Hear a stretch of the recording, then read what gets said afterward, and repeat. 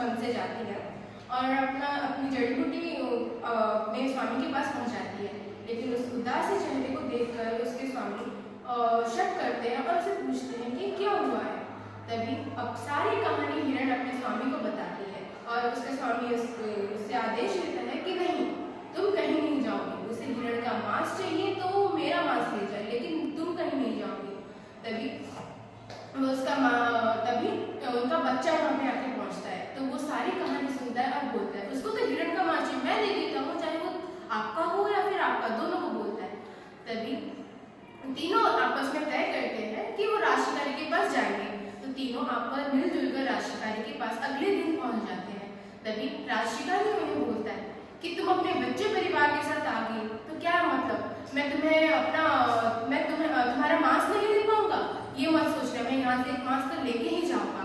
तभी हिरण का स्वामी बोलता है कि हे राशिकारी, तुम्हें मांस चाहिए, मेरे को अगर मारोगी तो मेरे अंदर बहुत ज्यादा मांस निकलेगा, तो तुम मुझे मारो। तो तभी हिरण बोलती है कि मैंने तुम्हें वचन दिया था ना, तो मुझे मारो। तो तभी उनका बच्चा भी बोलता है कि तुम्हें मेरा मांस ले जाना चाहिए, मैं छोटा सा हूँ और बहुत स्वादिष्ट मांस होगा। तो तभी इन तीनों की लड़ाई झगड़े प्रेम के भाव देखकर राशिकारी हार मान जाता है और वहाँ पे घुटनों के बल बैठ के अपने आप को समर्पित कर देता है और बिना किसी का मांस लेके लौट जाता है। जब वो राज दरबार में उसे हाजिर किया जाता है तो महाराजा साहब को वो पूरी घटना बताता है और महाराजा साहब उसे शाबाशी देते हुए एक सोने के सिक्के दान में देते हैं, ताकि सोने के सिक्के दान में देते हैं। और तभी राशिकारी दरबार से निकल जाता है और महाराजा साहब जाके महारानी के पास पहुंचते हैं, जहाँ महारानी हिरण का मांस के लिए अपेक्षा कर रही होती है।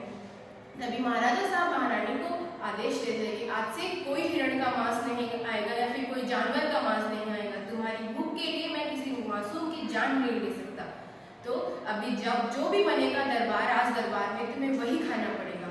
और इसी के साथ महारानी साहिबा जो भी बनता है उसी दिन से वही खाती है और जो राजदासी होती है उन्हें भी दंडित किया जाता है, क्योंकि वो महारानी साहिबा को भड़काती है।